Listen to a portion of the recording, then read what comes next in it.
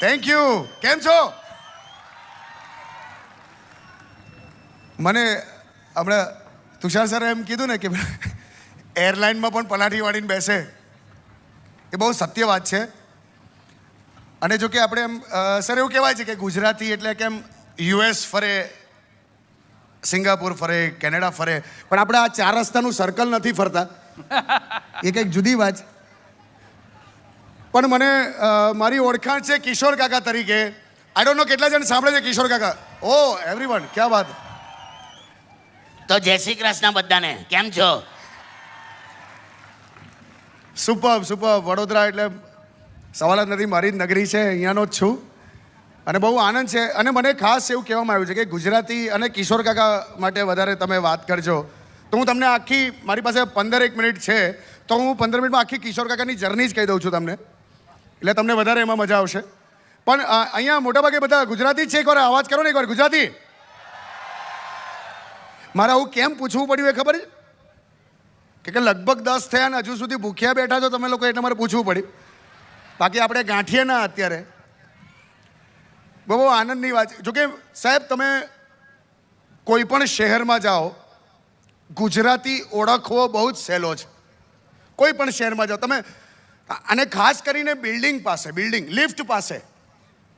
Lift પાસે જે માણસ સખત ગૂંચવાયેલો હોય ને, એ ગુજરાતી જ નીકળશે, તમે જોજો. કારણ કે હજુ આપણને કન્સેપ્ટ જ નથી ખબર કે આ ઉપલું દબાવવાથી નીચે આવે કે આ નીચલું દબાવ. તમે જો બંને બટન દબાવીને સાઈડ પર ઉભો હોય, આમ કે આપણો વાંક ના આવે ને કે. અને જે નવો આવે બટન દબાવે એટલે કે અમે નહીં દબાવ્યું હોય. પણ ગુજરાતી, અને સી વી આર ધ ઓપોર્ચ્યુનિસ્ટ. આપણે કોઈ દિવસ ઓપોર્ચ્યુનિટી મિસ નથી કરતા. અને એનું બેસ્ટ ઉદાહરણ છે. અચ્છા, અહીંયાથી કોઈ અમદાવાદથી છે? અમદાવાદથી અહીંયા આવ્યું હોય સ્પેશિયલી એમ? ઓહ, બધી અચ્છા, અઘરા લોકો બધી પહેલી રોમાં બેઠા છો. અમદાવાદી એટલે ધડ દઈને જવાબ આપે. હા સાહેબ, સર સોરી. તમે પણ અમદાવાદ. પણ હમણાં એક લાકડાની ખુરશી તૂટી ગઈ, અડધો જ કલાક થયો તો ખુરશી લીધેલી, તૂટી ગઈ, લઈ ગયેલો ઘરે. હવે તૂટી એટલે આખો પથારો લઈને હું પેલા દુકાનવાળા પાસે ગયો. મેં કહું આ તૂટી ગઈ હો, અડધો કલાક પહેલાં લઈ ગયેલો, તૂટી. એમ ના તૂટે યાર, કોક બેઠું હશે. એટલે તો શેના માટે લઈ ધડ દઈને જવાબ આપ્યો. પણ સી હું ઓલવેઝ કહું છું કે ગુજરાતી એ આપણા, વી આર ધ ઓપોર્ચ્યુનિસ્ટ, અને આપણે કોઈ દિવસ ઓપોર્ચ્યુનિટી મિસ નથી કરતા. અને બેસ્ટ ઉદાહરણ એ છે કે એક સરસ મજાની ડાન્સ પાર્ટી ચાલે સર. આમ મજાનું વાતાવરણ હતું, આવું મ્યુઝિક ચાલે. એક સરસ મજાની છોકરી બેઠી હતી ખુરશી પર. તે કાપડો પહોંચી ગયો તો કે એક્સક્યુઝ મી મેડમ, કે તમે ડાન્સ કરશો? એટલે ઓલીએ હા પાડી કે હા. તો કે તો હું તમારી ખુરશી લઈ લઉં કે. આને તે વખતે ખુરશી નહીં પડી હોય શું. પણ જ્યારે ગુજરાતીની વાત અને કિશોર કાકાની જ્યારે વાત આવે તો મને એવું થાય છે કે હું કિશોર કાકા માટે બધા, કિશોર કાકા તમે બધા સાંભળો જ છો, દર શનિવારે તમે રેડિયો પર સાંભળતા હશો, લાઈવ શોઝમાં પણ તમે આવ્યા. પણ આ જેને નથી ખબર એના માટે કહી દઉં, આટલો ભયંકર ઉનાળો ચાલે છે એટલે મેં કાકાને પૂછ્યું, મેં કહું કાકા આટલો ભયંકર ઉનાળો છે તમે શું કરો? એસી અમે જઈને બેસી જવું. એસી હોય ને મેં કહું હા, એની અમે જઈને બેસી જાઉં. મેં કહું તોય ગરમી લાગે તો ચાલુ કરી દઉં. પણ અહીંયા પાવાગઢ છે, આપણે વડોદરામાં બધા જાણે છે પાવાગઢ છે, ત્યાં માતાજીનું સ્થાન છે.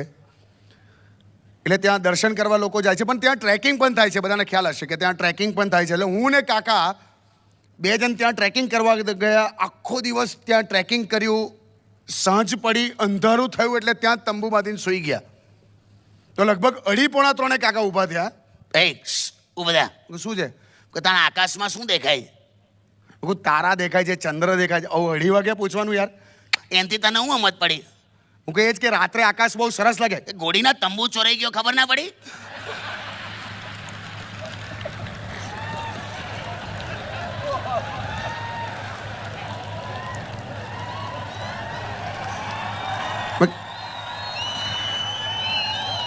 મેં કીધું હા, આપણે તો અંદર સૂતા હતા. પણ હવે આ કેરેક્ટર, અને મને એવું થાય કે ઘણા લોકોના મનમાં એવું હશે કે આ કેરેક્ટર કેવું હશે એમ, કે એની આખી જિંદગી એનું આખું એની આખી જર્ની કેવી હશે એટલે મેં પૂછ્યું મેં કહું કાકા તમારા જન્મથી મને કહો એમ. કે હું પહેલેથી લેડીઝનો ફેવરેટ હતો. જો કે લેડીઝ આ બાજુ બેઠી છે બધી. આ લેડીઝ જો કે લેડીઝનું બહુ આ છોકરીઓનું બહુ ગજબ વસ્તુ હોય છે. એક જ પિંક કલરની લિપસ્ટિક હોય ને, પિંક કલરની એમાં પણ 15 પ્રકાર શોધી કાઢે એમ. આ થોડીક લાઇટ પિંક છે, આ થોડીક આવી છે, અને આપણે કઈ લેવા દેવા ના હોય. તો બાથરૂમમાં શેમ્પૂની જગ્યાએ કન્ડિશનર ઘસીને બહાર આવ્યો હોય અને બહાર આવીને એટલું જ કે એની મને ફીણ ના થયું આ વખતે કે અને છોકરાઓમાં મેં પણ જોયું અહીંયા છે યંગસ્ટર્સ જેટલા છે. અચ્છા કુંવારા કેટલા છે? કુંવારા એકવાર અવાજ કરો ને આમ, કુંવારા અવાજ કરો ને આમ. બહુ જ કુંવારા. અચ્છા પરણેલા કેટલા છે? એકવાર અવાજ કરો ને સાહેબ, પરણેલા. ઓહો ભાભી આટલો અવાજ કરવા દીધો એ વાતની નવાઈ. ક્યાં વાત હે.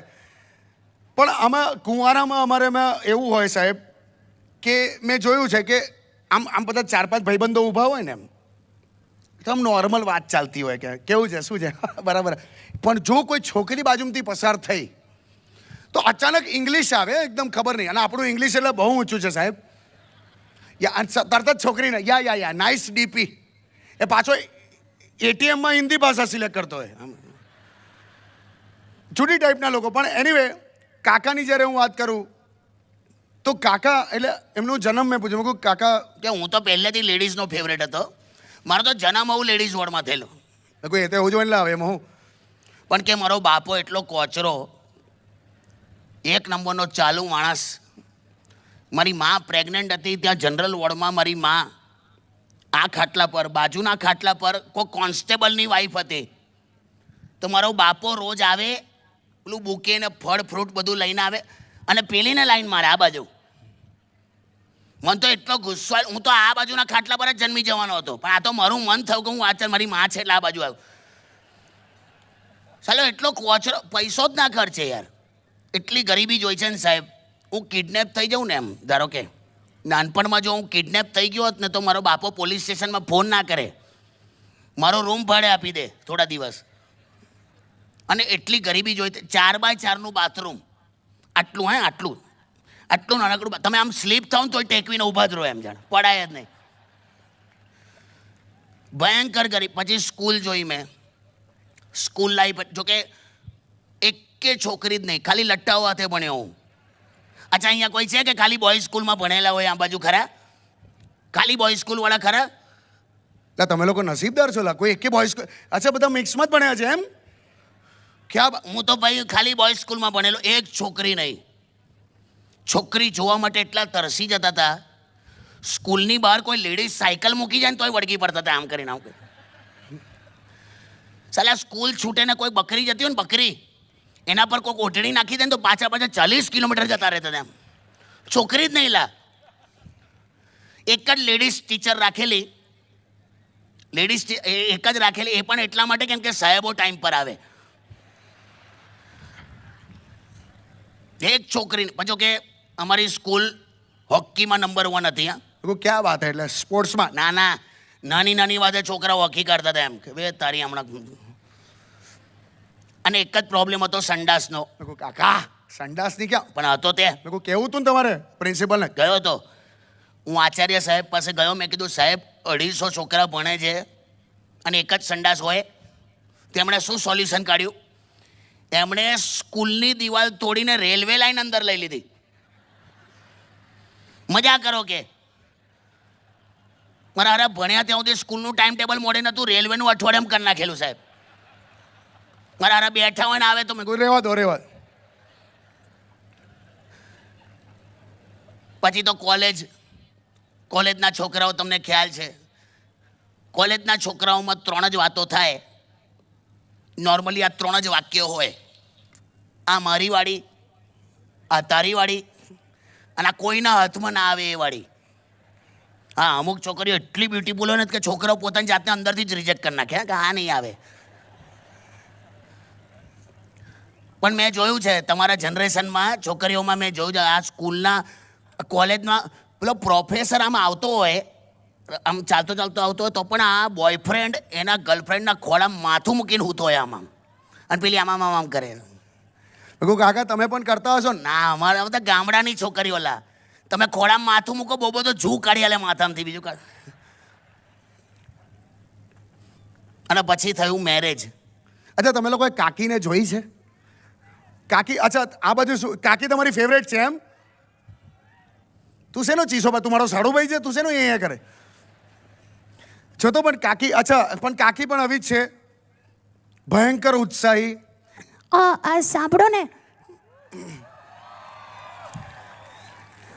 હું છે ને સિદ્ધિ બ્યુટી પાર્લરમાંથી જ આવી છું. કેવી લાગુ છે? એટલે બંધ હતું, કોઈ જ ફેર ના હોય. તમે તો ઓલવેઝ મને ગાળો જ આપો છો. તમે તો મને ઊંઘમાં પણ ગાળો આપો છો. એ તો તને એવું લાગે, બાકી જાગતો જ હોઉં છું. પણ કાકીને ખરેખર તમે જો સાહેબ હું તો બેરવાઈ ગયો. આટલું શરીર છે એનું, આટલું ખરેખર. એટલે તમે એના પર પ્રોજેક્ટર મારીને પિક્ચર જોઈ શકો. પેલા બે મજૂરો પી પૂંચકીને આવતા હોય ને એવી રીતે એના મામા એને ચોરીમ લઈને આવ્યા એમ. અને આઈને ગપ દઈને એવી બેઠી 2 વાર અગ્નિ ઓલવાઈ ગઈ સાહેબ. તો મારું લગન તો કેરોસીન છાંટીને થયેલું. તમને ખ્યાલ હશે પેલો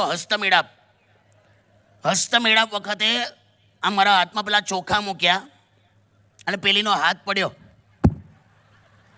5 મિનિટ થઈ હશે, ભાત થઈ ગયો, ભાત બફાયા, ચોખા બફાયા. અને વળાવતી વખતે એકલી જઈને ટેક્સીમાં બેઠી. બોલો શું કરો? એને બંને બારીમાં આવે એમ. અને આગલી સીટ પર એની 4 ફોઈઓ સેટ થઈ ગઈ. મેં કહું તો તમે હું દૂધવાળાની સાયકલ પર ઘેરાય. સલા આ તો કઈ લગન કહેવાય? મેં કહું તો તમારા હનીમૂન તો થયા જ નહીં હોય ને? શેના હનીમૂન? આની સાથે શું આટલું શરીર છે, હું આમ ભેટવાનો ટ્રાય કરું, પાછળ 2 હાથ ભેગા જ નથી થતા એમ. તમને એવું લાગે મશીનમાં શેરડી ફસાઈ ગઈ હોય એમ. અને મેં એનો ઘૂંઘટ ઉપાડ્યો ને સાહેબ, મેં જ્યારે એનો ઘૂંઘટ ઉપાડ્યો ને ત્યારે જ મને ખ્યાલ આવી ગયેલો કે આ એક માણસનું કામ નહીં.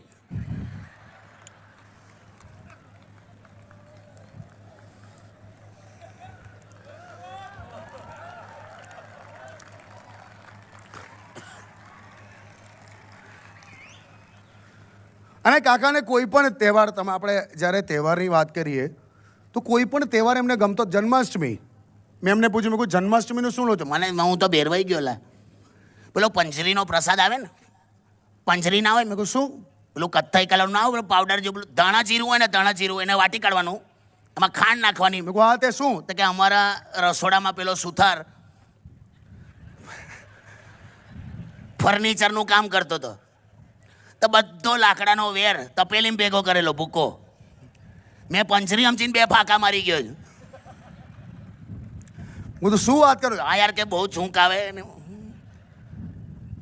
કહું બાથરૂમ જે બે બહુ વાત. મેં કહું શું કરશો? આટલું બધું લાકડું પેટમાં ગયું. હું શું કહું છું, આટલું બધું લાકડું પેટમાં ગયું, 2 ચમચી ઉધઈ ખાઈ જાઉં. પેલા